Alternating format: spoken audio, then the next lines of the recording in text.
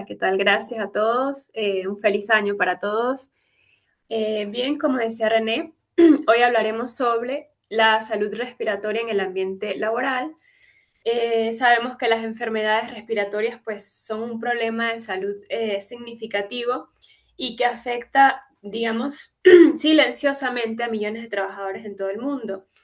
Esto pues porque desde la exposición que hay a sustancias químicas hasta el polvo o a diferentes tipos de virus, los lugares de trabajo pues se han convertido, digamos, en un caldo de cultivo para una variedad de problemas respiratorios. Entonces, hoy estaremos hablando sobre algunos conceptos clave, la importancia que tiene este tema de la salud respiratoria en el ambiente laboral, cuáles son esos agentes respiratorios más comunes que afectan la salud, cuáles son los límites de exposición, cómo se hace una evaluación de la exposición, cuáles son las principales enfermedades pulmonares que podemos, digamos, desentrañar de este tipo de agentes, cuáles son los controles más eficaces para digamos, prevenirlas y atacarlos, y los equipos de protección respiratoria que son bien comunes para este tema,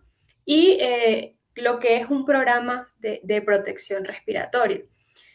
Entonces, bueno, entrando en materia, hoy me disculpan porque estoy un poco con gripe y bueno, estoy un poco mala, valga la redundancia, en este mismo tema. Bueno, como les decía, el sistema respiratorio pues, es uno de los sistemas más vulnerables a lo que son los riesgos presentes en el entorno laboral. Porque siempre estamos expuestos a la inhalación de lo que son polvos, gases, humo u otros agentes que son nocivos y que me pueden causar una variedad de enfermedades pulmonares y que, digamos, a corto o largo plazo pueden tener un impacto significativo en la salud y sobre todo pues en la calidad de vida del trabajador. Entonces, un contaminante respiratorio va a ser cualquier sustancia en el aire que puede inhalarse y que me causa un daño a la salud. Eso es lo que consideramos un contaminante. Manejamos en este término, en este tema, lo que son los límites de exposición, que es la concentración máxima que es aceptable a la cual el trabajador se puede exponer para evitar efectos adversos. O sea, es ese, digamos, ese numerito que me va a indicar el límite a la cual se puede exponer un trabajador para no causarle ningún daño. Y por otra parte, la concentración es muy importante porque es la cantidad de contaminante en el aire. Generalmente lo medimos en miligramos por metros cúbicos o en partículas por millón, partes por millón, ppm. Entonces, estos tres conceptos son claves, pero son básicos en este tema para tenerlos en cuenta. Entonces, ¿por qué es importante este tema? ¿Por qué es importante? Bueno, como les decía, la salud respiratoria laboral, en el ámbito laboral, pues se refiere a lo que es la prevención de esas enfermedades y esos daños que se causan al trabajador por la inhalación de contaminantes. Y que generalmente pues pueden ser, como les digo, polvos, humos, nieblas, gases y vapores. Más adelante veremos un poco de ello. Pero cuando hablamos de salud respiratoria, generalmente nos referimos a contaminantes que son muy conocidos y que en un pasado muy reciente pues han sido motivo de mucho interés porque se han descubierto el gran efecto o el gran daño que causan los trabajadores. Por ejemplo, la sílice, que es muy utilizado, que está muy presente, por ejemplo, en las canteras de superficie, en pizarras, los profesores que utilizaron mucho de ello, en el granito. El amianto también es un gran ejemplo que es muy utilizado como material de construcción y que también fue retirado del mercado en muchos países por el gran daño que han causado. Y aunque pues estos elementos han sido, cada día se están controlando más, pues aún están presentes y hay que tratar pues de lo que, en lo que se pueda de evitar una exposición que sea repetida o muy intensa para que no se produzcan efectos agudos en los trabajadores. Por ejemplo, puede ser una tos, bronquitis, neumonía, enfermedades crónicas obstructivas del pulmón, hasta incluso cáncer que se puede ver. Entonces, bueno, por eso es que es muy importante mantener foco en este tema, tenerle mucha atención, porque me va a afectar lo que es la productividad individual. Sabemos que esto al empresario le puede generar costos por enfermedades respiratorias, pueden generar incapacidades o ausencias que son permanentes. Entonces, la prevención pues, es prioritaria para que se eviten esos riesgos, se eviten llegar a esos extremos y de una u otra forma, pues que no se vea afectado también, pues digamos, la parte del empleador, lo que es su productividad, la parte de la empresa. Entonces, es allí un equilibrio. Existen muchos agentes, como les decía, infinitos, agentes que me afectan la salud respiratoria. Hoy en día en el ambiente laboral, pues debido a los grandes avances, pues cada día tenemos más químicos, tenemos más composiciones y hay ciertos trabajos que presentan muchos más riesgos de padecer algún tipo de enfermedad por la exposición o sobreexposición a estos agentes.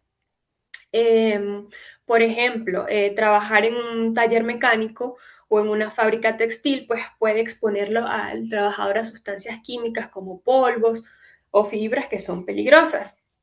Y también tenemos que considerar que hay factores que son genéticos o factores propios de la salud del trabajador que me pueden agravar o agudizar el daño que puede causar ese agente.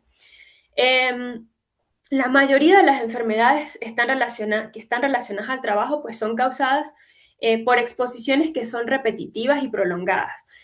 Muy pocos casos, muy poco probable que veamos que un agente me haga un efecto inmediato o tenga un daño irreversible por una exposición corta. O sea, generalmente son exposiciones que son muy repetitivas y prolongadas y el daño lo vamos viendo es a largo plazo.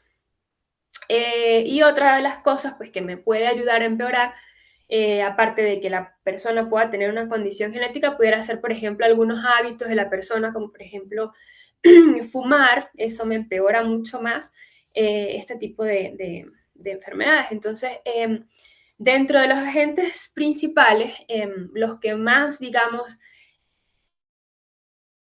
comunes o en la industria, o lo que más vemos y que aún, a pesar de que han sido en medida retirados, pues aún vemos presente, los que les traigo acá son primero, bueno, la sílice cristalina que es respirable. Ella generalmente se libera en actividades como por ejemplo que son corte, perforación, demolición de concreto, mampostería, en piedra y en la minería también. Y ella porque la inhalación de esas partículas finas me causa una cierta enfermedad que es muy común. Los efectos menos los agudos serían una irritación respiratoria, pero vamos a tener efectos crónicos como por ejemplo la silicosis, que es una enfermedad bien conocida. Vamos a tener mayor riesgo también de cáncer pulmonar. Me va a causar demasiados problemas. ¿Y qué se puede hacer cuando tenemos, por ejemplo, un ambiente con silicosis? Bueno, una medida preventiva pudiera ser un control de polvo, una ventilación local, usar mascarillas, estar en constante vigilancia, en constante monitoreo. Otro también que es muy común es el asbesto o amianto. Es muy conocido en la construcción, se usa como material térmico o de aislamiento.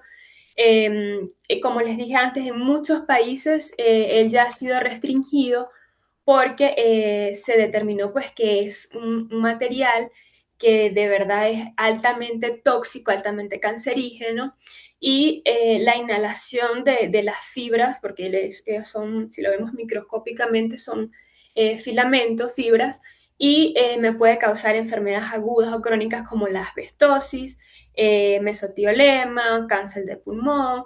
Entonces, y una gran característica de este es que el daño no aparece inmediatamente, sino a largo plazo. Por ejemplo, vemos muchos casos de cáncer con este tipo de agente y generalmente se hace una eliminación segura. Por ejemplo, hay normativas específicas en países de, por ejemplo, acá en Venezuela, que se usaron mucho tiempo los techos de asbesto. Para retirarlos hoy en día es un proceso porque se limita la cantidad que se puede mover al día para evitar la liberación de este tóxico al ambiente.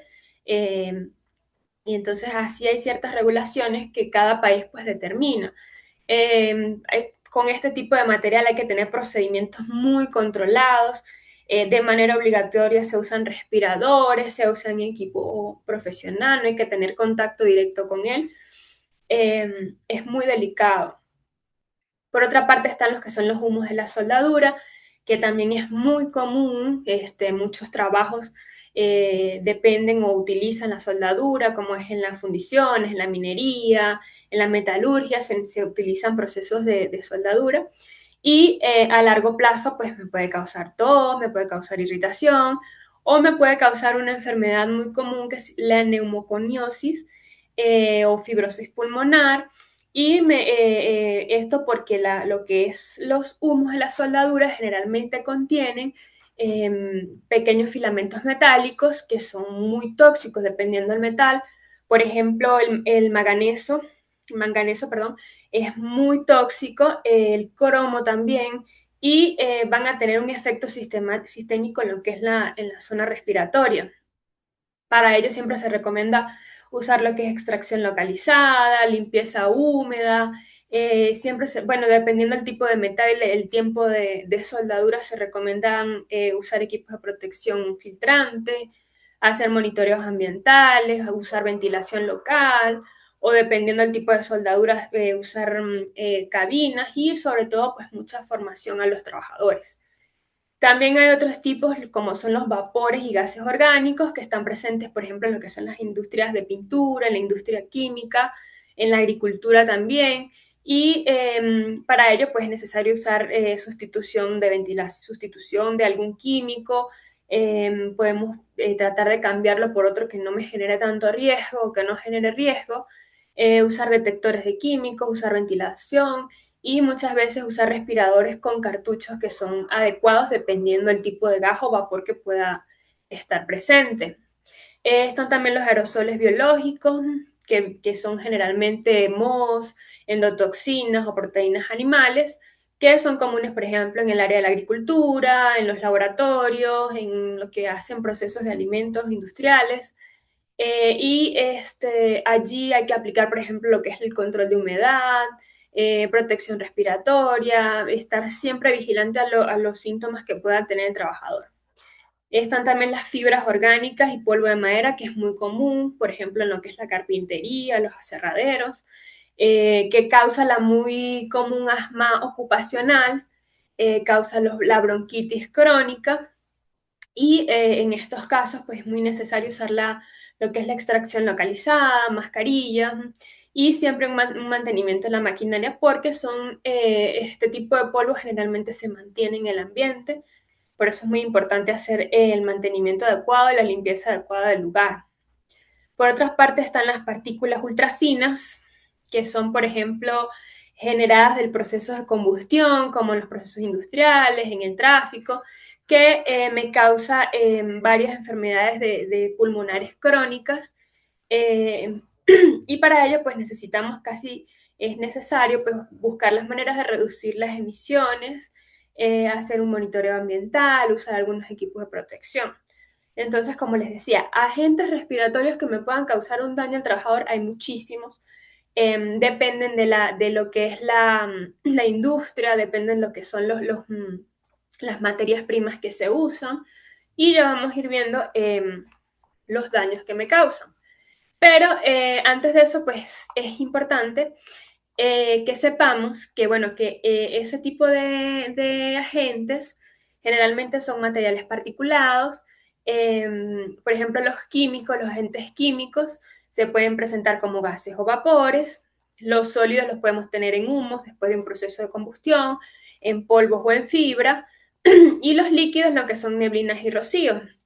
Entonces, es importante siempre reconocer qué tipo es, en qué forma lo tengo y el tamaño de la partícula de ese agente, porque al saber, por ejemplo, el tamaño de la partícula, puedo saber qué zona del sistema respiratorio puede alcanzar ese agente si no hay una protección. Entre los más peligrosos y los más comunes es la exposición a los polvos, que son partículas sólidas que están suspendidas en el aire y que por su tamaño y composición pueden ingresar pues, al organismo y provocarme una consecuencia perjudicial. Cuando les hablo de polvo, no es el polvo común que tenemos en nuestras casas, que puede cubrir las superficies. Son polvos diferentes porque son polvos que se generan de alguna composición química que es mucho más fuerte, que ese sí me puede generar alguna consecuencia, ¿no? El polvo fino digamos, de suciedad que pudiera aparecer en nuestras casas, que es, digamos, en cierta medida es inofensivo. Y los polvos, pues, están presentes en la mayoría de las industrias, sobre todo lo que es la minería, la agricultura, la metalurgia, la parte textil. En las panificadoras es muy común ver que las personas que trabajan, por ejemplo, elaborando pan, siempre o la mayoría siempre genera una enfermedad ocupacional debido a estos agentes. Por otra parte, otro agente que es muy, muy peligroso son las fibras, porque ellas tienen una forma muy particular, que son delgaditas y alargadas y que penetran fácilmente en los pulmones. Entonces, por ejemplo, las personas que trabajan con fibra de algodón, que trabajan con asbesto, con fibra de vidrio o con talco fibroso, representan o están expuestas a un gran riesgo. Los humos también, cuando el material, por ejemplo, es muy volatilizado, pues él se condensa y me genera partículas que son muy finas, se genera ese tipo de humos. Por ejemplo, en la soldadura o en la manipulación de metales fundidos vemos este tipo de agente. Y como les decía, es muy importante considerar lo que es el tamaño de la partícula, porque allí es donde sé qué me puede afectar. Entonces, por ejemplo, para hablar del tamaño de la partícula, generalmente usamos la medida, lo que es la micra o el micrómetro, que equivale más o menos a 0.001 centímetro o 0.01 milímetro. Entonces, por ejemplo, para las partículas de material sólido, tenemos, por ejemplo, para los humos, perdón, ellos pueden ir de 0.01 a 10 micras.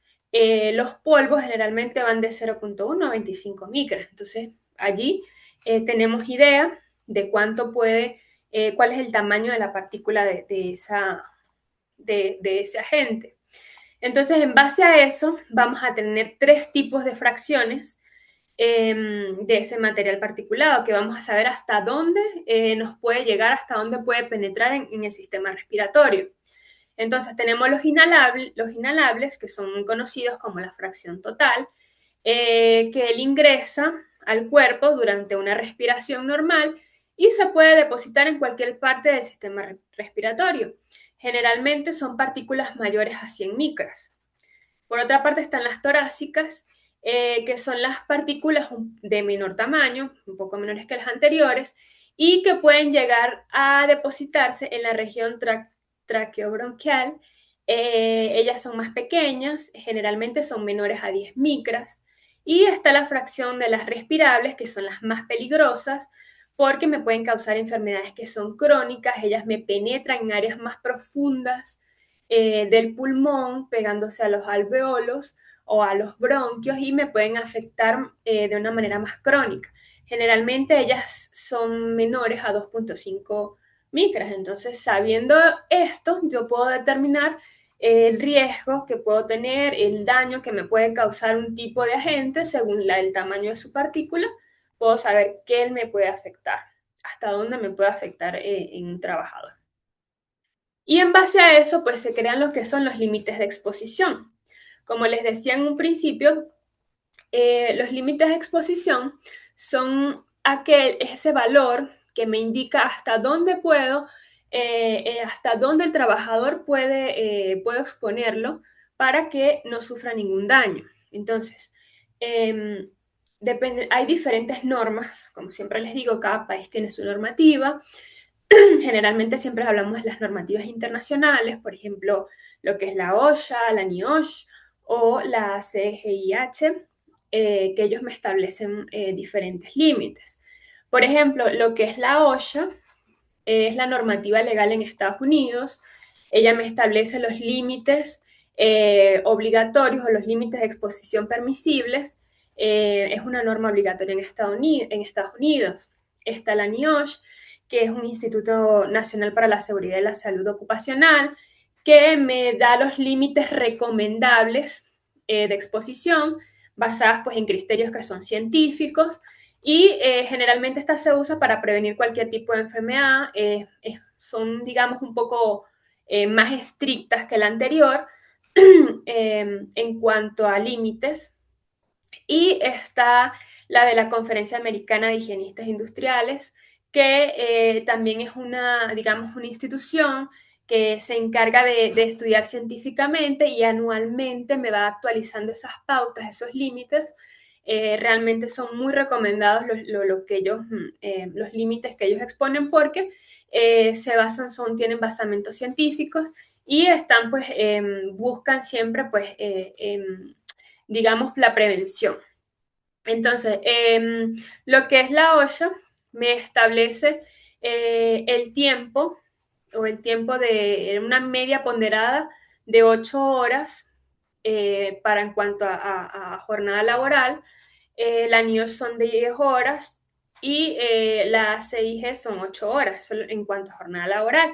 Y en cuanto al tiempo corto de exposición, las tres establecen que es 15 minutos, es decir, para algunas sustancias que son de riesgo alto, de riesgo crítico, lo máximo que se puede exponer un trabajador pueden ser 15 minutos. Esos son para casos puntuales.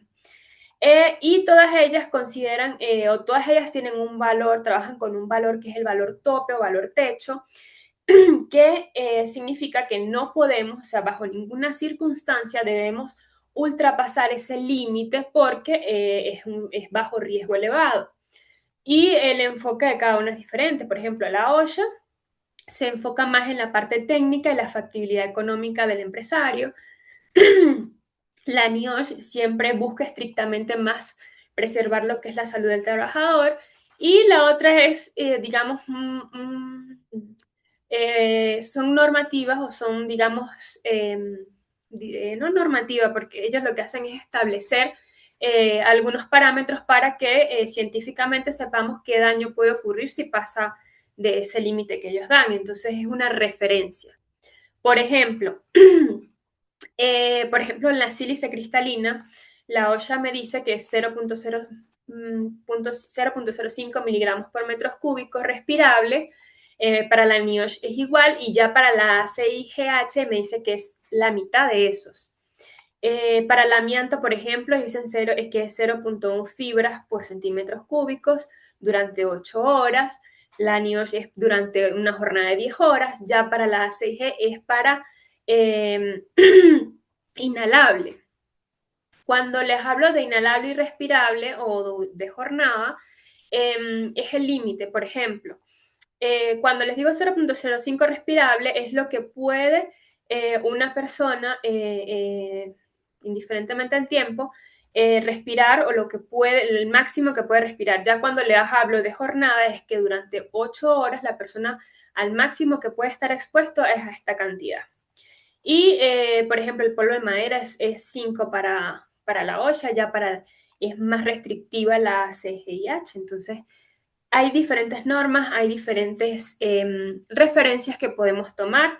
Como les digo, en Estados Unidos la obligatoria son los estipulados por la OSHA, pero siempre es bueno mantener o estar alerta y tener esas referencias porque mientras más digamos, mientras tengamos una brecha más de seguridad, pues vamos a garantizar que el trabajador pues no esté sometido a ningún daño. Entonces, para una óptima, siempre se recomienda pues ir por los valores más bajos, aun cuando no sean los obligatorios. Ay, se me pasa aquí. Entonces, ok. Y bueno, en cuanto a la evaluación de la exposición, existen varias maneras de hacer una evaluación. Están dos, la cualitativa, que son los modelos más simplificados, haciendo, por ejemplo, uso de inventarios, de fichas de datos, listas de control, para estimar si, por ejemplo, la exposición puede ser relevante sin necesidad de hacer mediciones de concentraciones, sin necesidad de hacer uso de equipos para medir la concentración de un elemento en el ambiente, por ejemplo. Generalmente este tipo de evaluación se hace en una fase inicial, cuando damos priorización a los riesgos o cuando el empleador demuestra que tiene una protección que es adecuada y que no es necesario hacer una evaluación más profunda. ¿Qué se evalúa en este tipo de, en este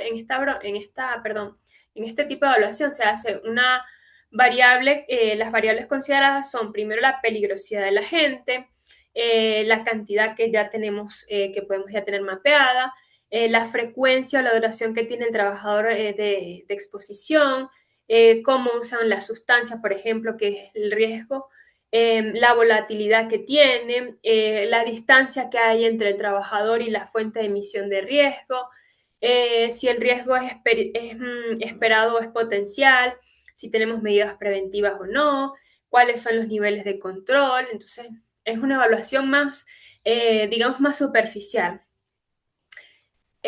Y por otra parte está la evaluación cuantitativa, que ya estamos hablando de un muestreo, bien sea personal, o sea, en el área de la zona respiratoria del trabajador, o en la zona en general del ambiente de trabajo. Se realiza cuando, por ejemplo, necesitamos saber exactamente cuál es la concentración de un contaminante en el aire para saber si estamos, por ejemplo, dentro de los límites permitidos, para evaluar, por ejemplo, la eficacia de los controles que estoy haciendo, para documentar periódicamente la exposición que tiene ese trabajador, por medidas de control por cumplimiento legal, que siempre se impone que, por ejemplo, de algunas industrias deben hacerlo cada cierto tiempo. Si, por ejemplo, si hay sospecha que hay sobreexposición, etcétera. Y generalmente, pues este tipo de evaluación requiere, tiene algunos requerimientos, bien sea de diseño, tengo que definir dónde lo voy a aplicar, cuál es el número de población, cuántas muestras voy a tomar, cuál será la duración de la evaluación, si va a haber una repetición, bajo qué normas tengo que hacerlo. Me va a requerir análisis de laboratorio de alguno que sea acreditado, no puede ser de cualquier laboratorio. Generalmente requiere equipos específicos también, eh, dependiendo de la industria. Por ejemplo, aquí algunos equipos para muestreo se usan, por ejemplo, bombas de muestreo personal que se colocan en el área de respiración del trabajador. Están los cabezales para fracción respirables o que se llaman ciclones. Están los cassettes los cassettes con filtros, los tubos absorbentes. Hay infinidad, pero la elección va a depender pues en medida, primero pues de lo que quiero muestrear.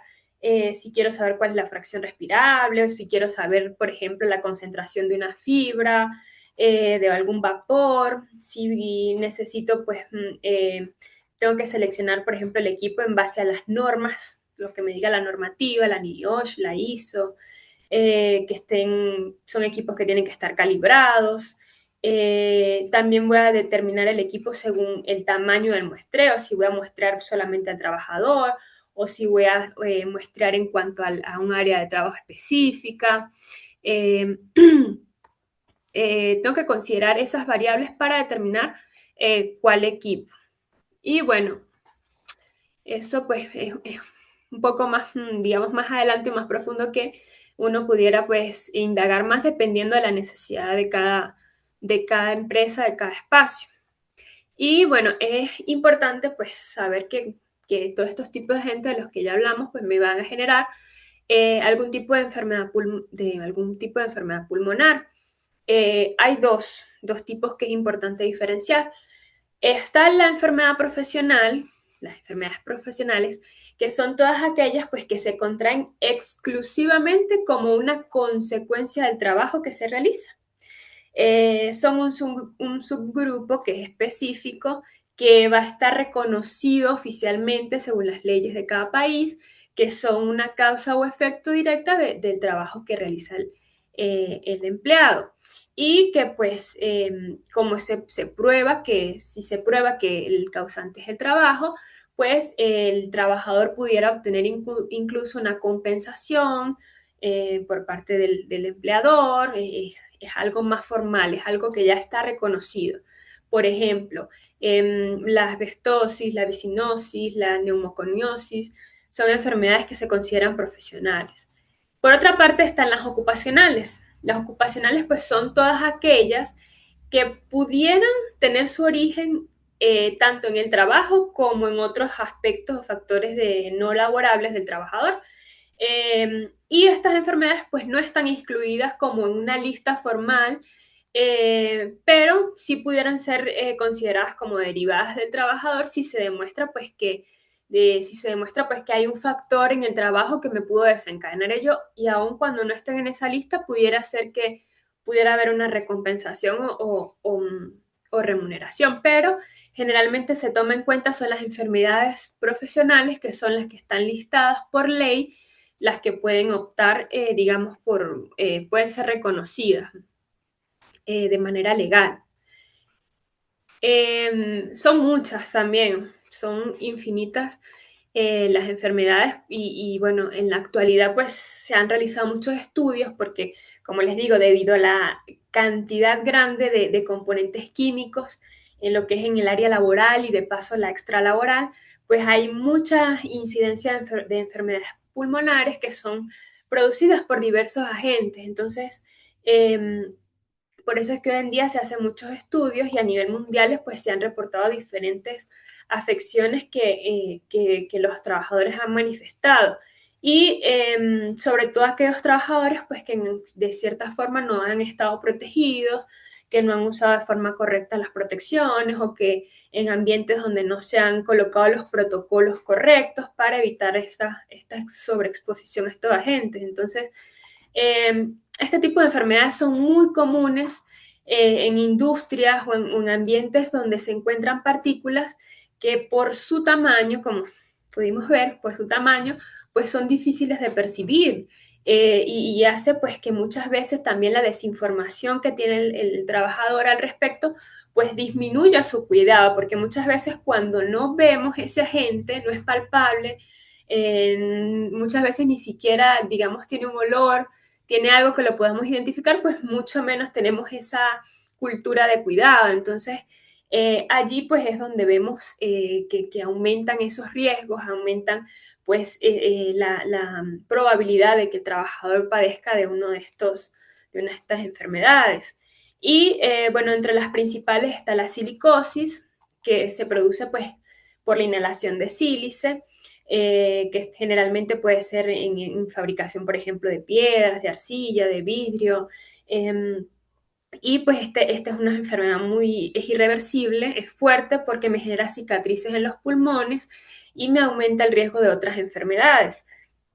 Por otra parte está la neumoconiosis, o es la enfermedad del pulmón negro que llaman, y se produce generalmente por inhalar el polvo del carbón, y me provoca una inflamación en el pulmón y le quita su funcionalidad.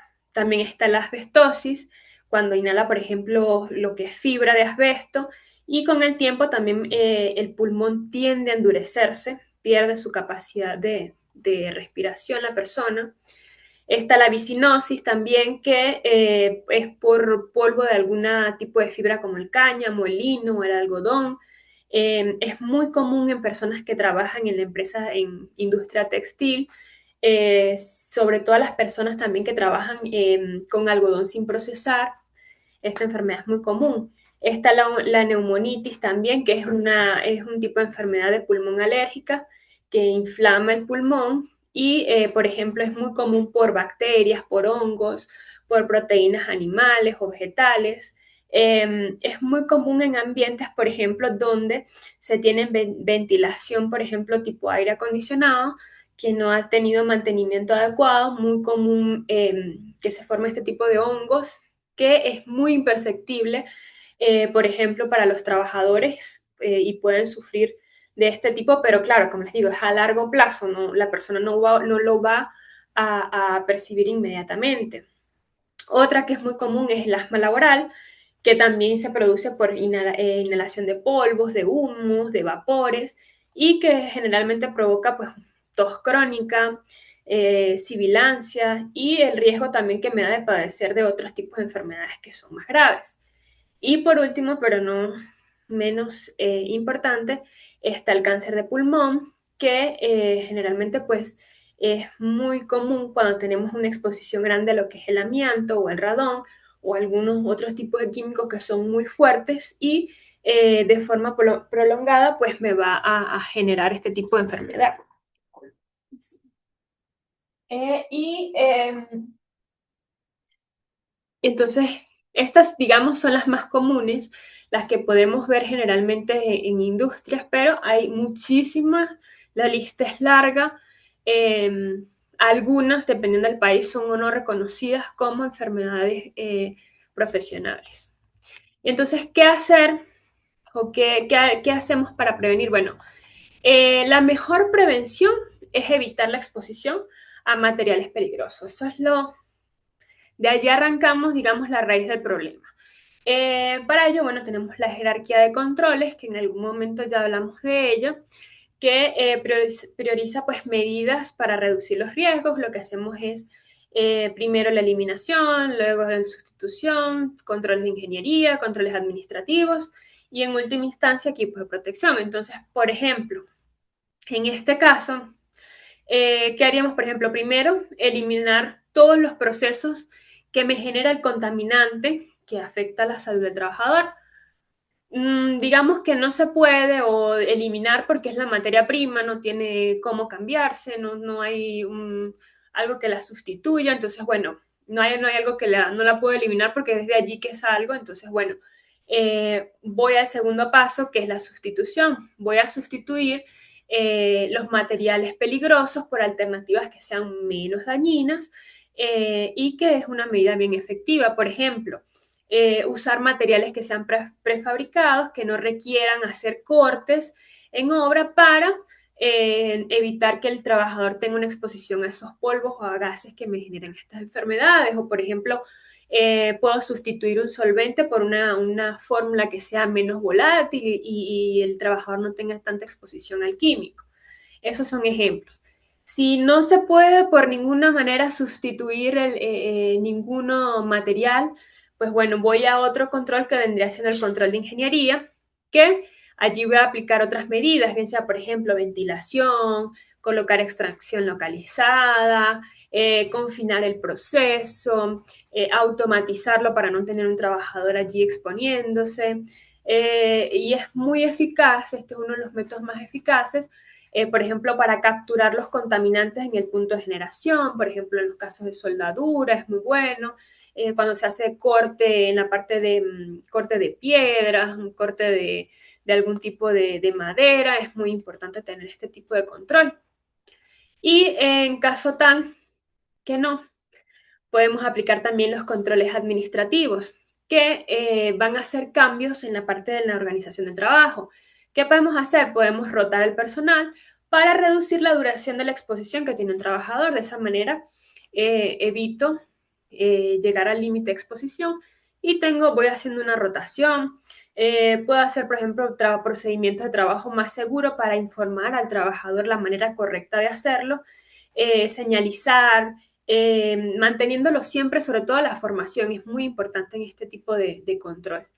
Y bueno, en última instancia, que no pueda aplicar ninguno de los controles anteriores o que lo aplique, pero aún así tenga un riesgo significativo, pues voy a optar por usar un tipo de equipo de protección personal, como lo son los respiradores o mascarillas, que ya vendría siendo la última línea de defensa.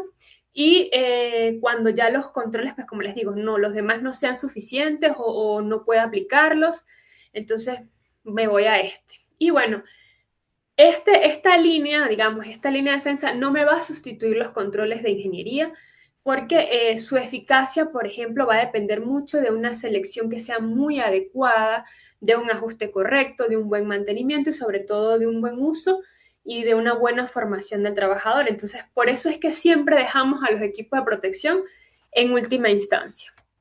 Siempre optamos por las medidas anteriores. Pero bueno, en caso tal de que no se puede, que es necesario, que sea necesario usar un equipo de protección, pues existen en el mercado diferentes marcas, hoy en día son muy específicos, diferentes materiales y muy para cada tarea, para cada tipo. Entonces, es muy importante estar bien informado sobre al momento de hacer, pues, escoger el tipo de respirador que me sirve. Los más comunes, por ejemplo, están las mascarillas, las desechables, que son las FFP2 o la N95, que usamos mucho cuando el COVID.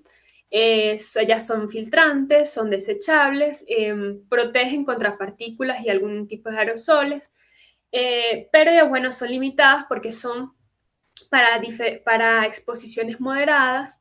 Eh, cuando pues los niveles no exceden los límites del uso.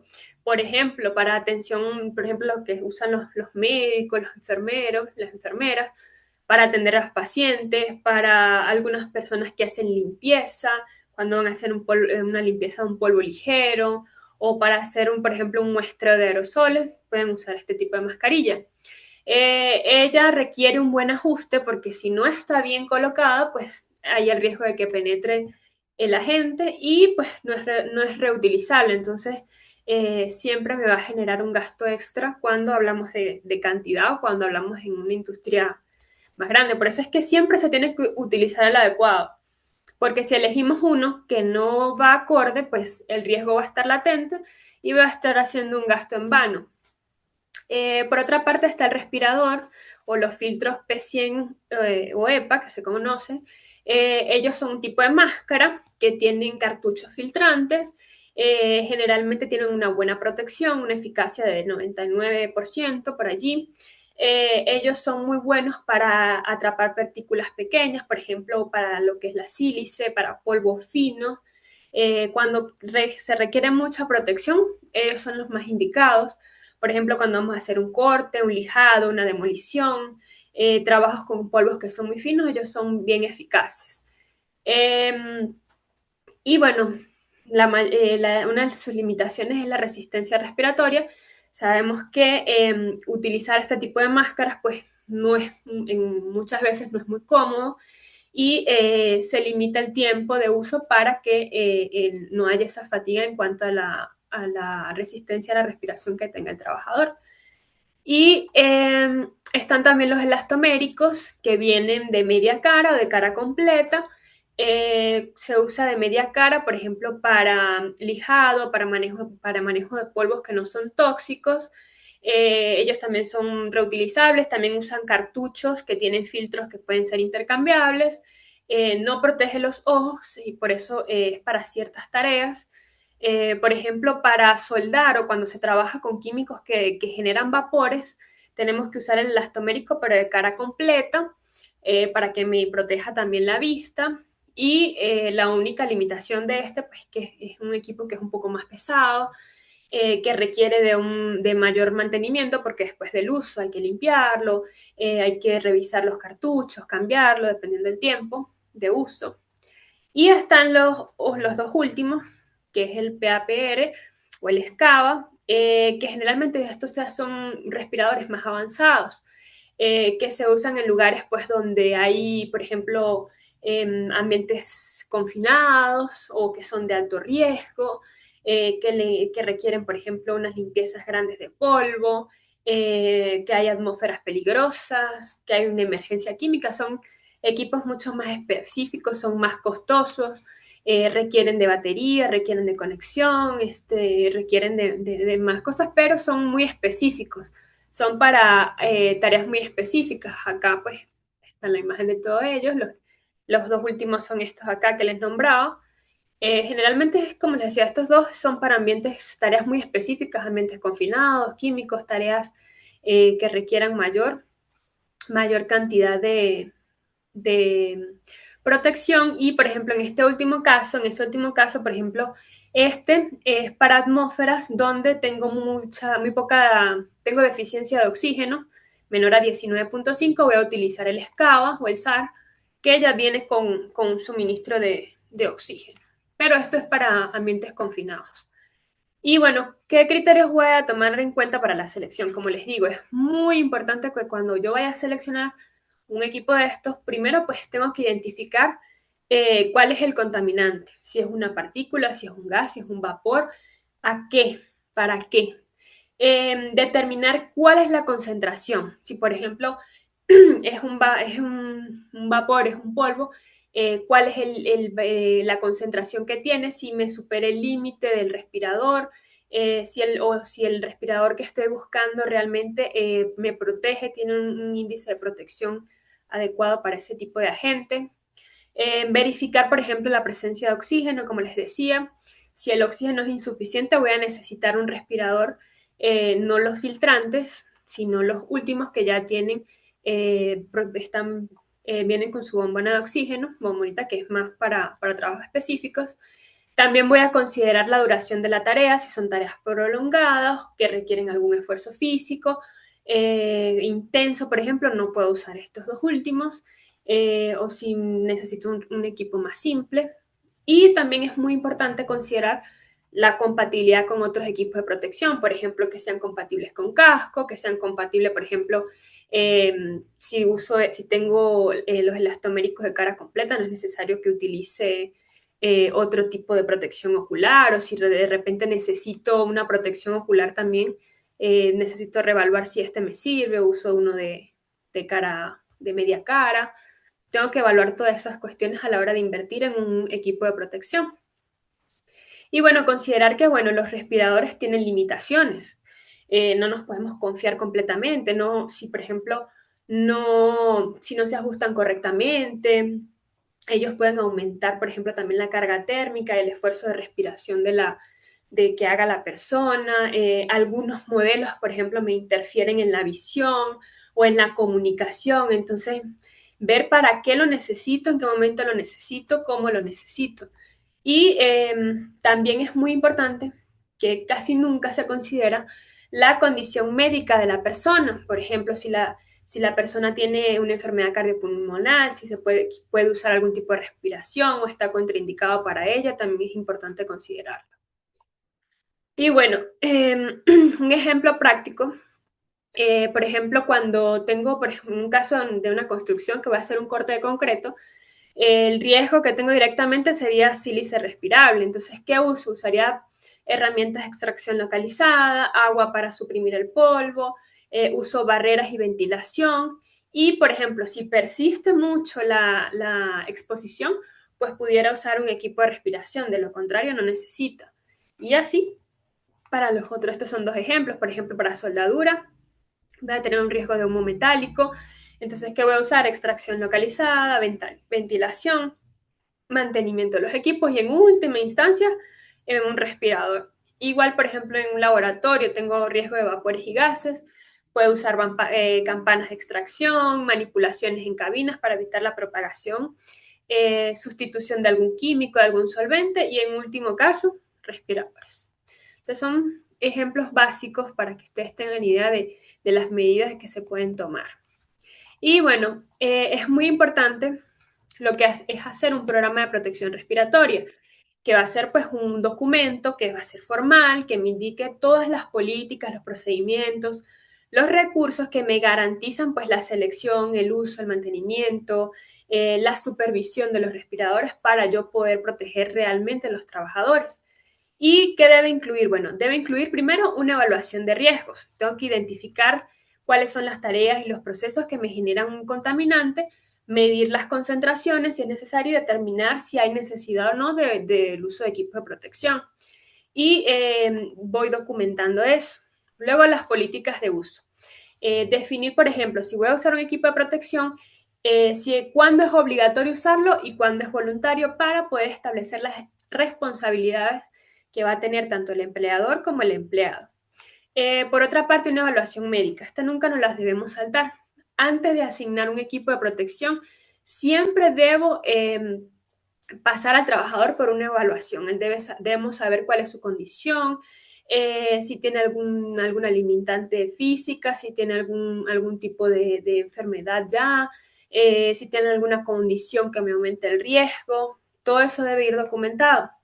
Luego hacemos una prueba de ajuste, un fit test, para saber pues cuál es el ajuste que va a tener ese equipo, si es para que sea buena su eficacia, para que sea excelente, para que de verdad lo proteja. Antes de hacer un uso inicial, pues debo estar haciendo el ajuste correcto, formar al trabajador cómo se usa, cuándo lo usa, cómo hacerle un mantenimiento, cómo retirarlo, porque, por ejemplo, hay factores como pérdida o ganancia de peso, por ejemplo, los hombres que se reducen la barba, todo ello me influye al momento de usar un equipo. Entonces, son cosas que el trabajador y el empleador debe considerar para que haya una buena protección. Por otra parte, pues lo que es la inspección y limpieza y mantenimiento, yo les tengo que enseñar que, por ejemplo, cuando hay respiradores que son reutilizables, que se debe usar, que se debe limpiar antes de cada uso, que se debe limpiar después de cada uso, si se hace algún desmonte, algún despiece, cómo retirar los filtros, cómo colocarlos, cuándo cambiarlos. Entonces, todo ello debe ser parte de esa formación constante.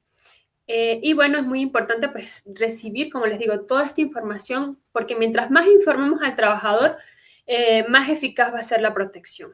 Y por último, hay que tener un registro de todo, o sea, registro de las evaluaciones médicas, registros de las pruebas de ajuste, registros de que se dio formación, registro de los mantenimientos que se le hacen, porque estos son una evidencia de que se hace o de que se ha cumplido legalmente, y en caso de una auditoría, en caso de un problema, en caso digamos, de ir a un caso legal, pues ya tenemos un soporte de que hemos hecho las cosas bien. Y bueno, ya para finalizar, pues les recuerdo, bueno, que la prevención pues siempre va a ser colectiva, que la seguridad respiratoria pues requiere un compromiso de ambas partes, tanto del empleador como de los trabajadores, y siempre hay que estar pendiente de lo que es, al pendiente de lo que son los controles, la jerarquía de los controles de ingeniería, y en caso tal de llegar a esos extremos de usar algún tipo de equipo de protección, pues mantener al trabajador informado lo más que se pueda para que pues él esté al tanto para evitar este tipo de situaciones, porque mientras más informados estén, mayor va a ser la prevención, mayor va a ser la atención al riesgo y al detalle. Entonces, cualquier duda, aún nos quedan unos minutos, cualquier duda que tengan. Sí, creo que Sunton levantó la mano. Sunton, adelante.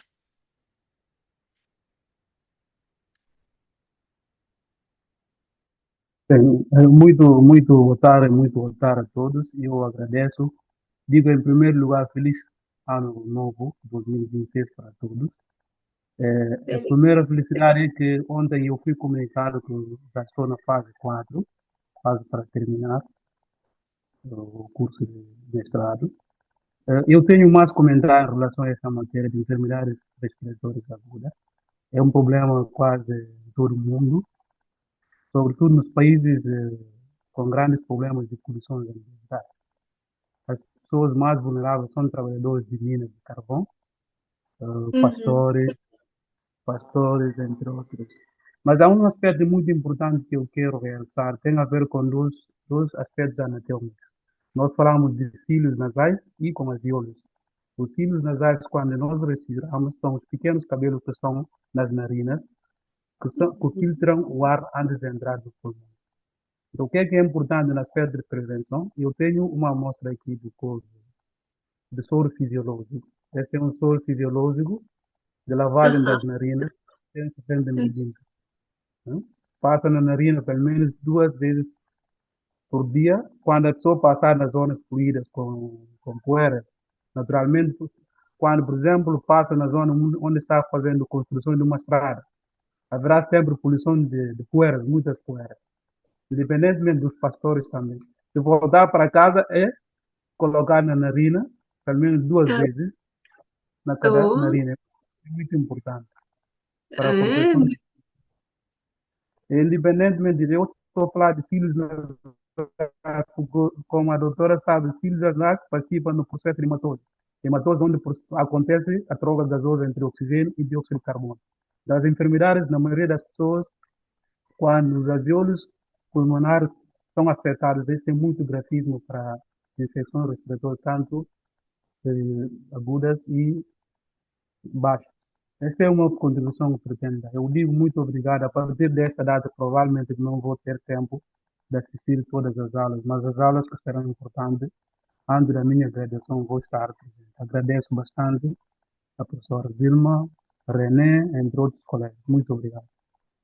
obrigada, Suntu. Muy, muy importante esa acotación. Sí, es bueno que hagamos este tipo de procedimientos que nos ayudan a mejorar la salud respiratoria y a prevenir. Ciertamente, como Suntu nos explicaba, en nuestro sistema respiratorio tenemos una especie de vellitos o cilios que van a protegernos en primera instancia. Pero ¿qué pasa? Cuando las partículas son muy, muy pequeñas, muy finas, de menos de 2,5 micras, no quedan allí, sino que van directamente a los pulmones. Entonces, es allí donde entran las medidas más drásticas, por ejemplo, los respiradores o usamos medidas de ingeniería como los extractores. Pero lo que para partículas más grandes que se quedan allí en nuestras vellosidades, es muy importante este tipo de procedimientos que nos explicó Suntun, que es un lavado nasal para retirar de forma no tan invasiva todas esas partículas que son más grandes y que no se queden allí, que también no se mantengan allí en la nariz. Es muy buena esa recomendación, Suntun. Gracias. Obrigado. Muchas gracias, Suntun, por su comentario, por su aportación. Si alguien más tiene alguna pregunta, algún comentario, quiere intervenir, pues con mucho gusto. Los escuchamos.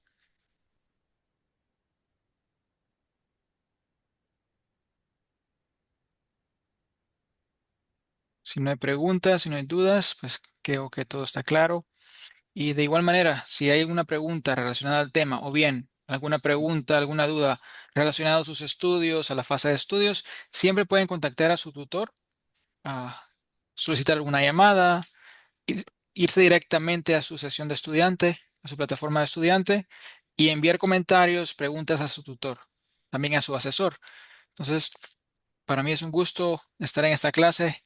Gracias, Vilma, por la presentación del día de hoy, por el tema que nos ha presentado. Y pues no sé si hay algo más que quiera agregar, Vilma. No, solamente eso, cualquier duda, pues también pueden contactarme a mi correo. Muchas gracias a todos hoy por su asistencia. Que tengan un feliz año. Gracias, Vilma. Igualmente, feliz año. Excelente presentación y a cada uno feliz año. A que siga avanzando académicamente, profesionalmente, personalmente. Y estamos acá en IU para apoyarles desde el inicio de su programa hasta el día de su graduación.